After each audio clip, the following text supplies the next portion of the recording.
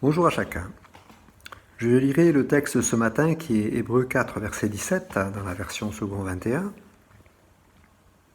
En effet, celui qui entre dans le repos de Dieu se repose lui aussi de son activité, comme Dieu s'est reposé de la sienne.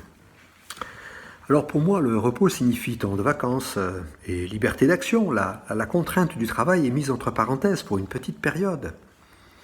Mais est-ce ce type de repos dont nous parle le texte ? Ce verset pose deux questions. Quel est ce repos de Dieu pour moi? Et comment entrer dans ce repos? À l'origine, quel était le plan de Dieu pour l'homme? Nous avons la réponse en Genèse 2. L'Éternel Dieu prit l'homme, le plaça dans le jardin d'Éden pour qu'il le cultive et le garde. Quand il a placé l'homme dans le jardin d'Éden, il le cultivait et le gardait. Ce n'était pas une inactivité ou la béatitude que Dieu a prévue pour l'homme, mais une activité qui honore le Créateur. Il a accompli la volonté du Créateur en donnant un nom à tous les animaux des champs et les oiseaux du ciel que Dieu fit venir devant lui. Pour garder et pour cultiver, il faut d'abord identifier les plantes et toute la vie animale qui est autour. Le commandement de Dieu à la création était dans Genèse 1, verset 28. Dieu les bénit et leur dit : reproduisez-vous, devenez nombreux, remplissez la terre et soumettez-la. Dominez sur les poissons de la mer, sur les oiseaux du ciel et sur tout animal qui se déplace sur la terre. Dieu dit aussi : je vous donne toute herbe à graines sur toute la surface de la terre, ainsi que tout arbre portant des fruits avec pépins ou noyaux, ce sera votre nourriture. Le plan de Dieu pour l'homme était de remplir la terre, la soumettre, la garder et la cultiver pour se nourrir. Le dialogue avec Dieu était continu. L'homme a donné un nom à toutes les créatures et Dieu lui a donné une aide semblable en la créant et lui amenant la femme. Mais le péché est venu rompre ce dialogue. Depuis, l'homme s'est perdu dans ses pensées sans retrouver le dialogue avec son Créateur. L'homme s'agite pour remplacer ce dialogue avec son Créateur et il s'est construit toutes sortes de faux dieux et autres idoles. Aujourd'hui, le cœur de l'homme est toujours sans repos dans cette recherche.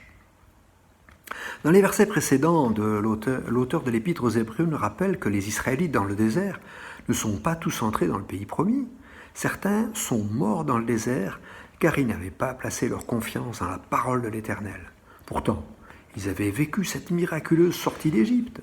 Sitôt qu'une difficulté apparaissait, ils avaient pour solution le retour en Égypte. À l'inverse, Caleb et Josué furent les exemples de ceux qui mirent leur confiance dans la parole de l'Éternel.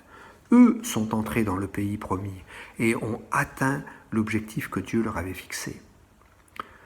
Nous connaissons tous ce merveilleux chapitre 11 des Hébreux qui nous brosse le tableau de quelques-uns de ces hommes et femmes qui placèrent leur confiance dans la parole de l'Éternel.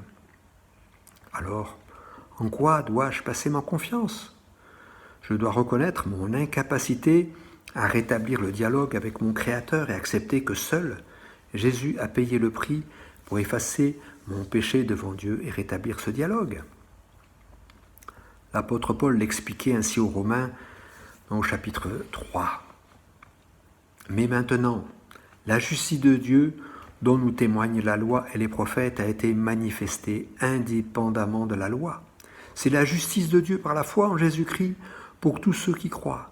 Il n'y a pas de différence. Tous ont péché, sont privés de la gloire de Dieu et ils sont gratuitement déclarés justes par sa grâce, par le moyen de la libération qui se trouve en Jésus-Christ.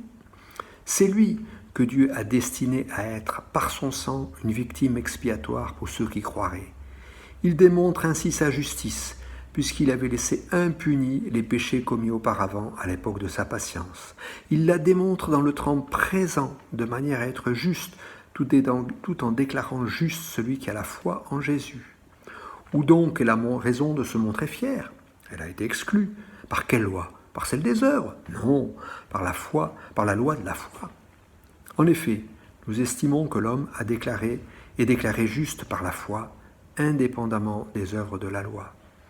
Voilà le repos de Dieu. J'accepte de reconnaître mon état de pécheur et la mort de Jésus à ma place pour que Dieu puisse me voir comme juste et ainsi rétablir le dialogue avec moi. Ce dialogue est rétabli par l'action du Saint-Esprit dans mon cœur. Jésus disait à ses disciples lorsqu'il était encore avec eux dans Jean 14, « Je vous laisse la paix, je vous donne ma paix, je ne vous donne pas comme le monde donne, que votre cœur ne se trouble pas, ne se laisse pas effrayer. » Pourtant, la vie des disciples de Jésus ne fut pas de tout repos, loin de là. Le livre des Actes nous décrit cela. Certains ont même vécu la persécution et la mort, mais ils ont témoigné de ce repos qu'ils avaient trouvé en Jésus. Entrons dans ce repos que nous offre Jésus. C'est lui qui prend ma vie en main et qui me conduira chaque jour. Que le Seigneur vous bénisse dans cette nouvelle semaine et dans cette nouvelle journée.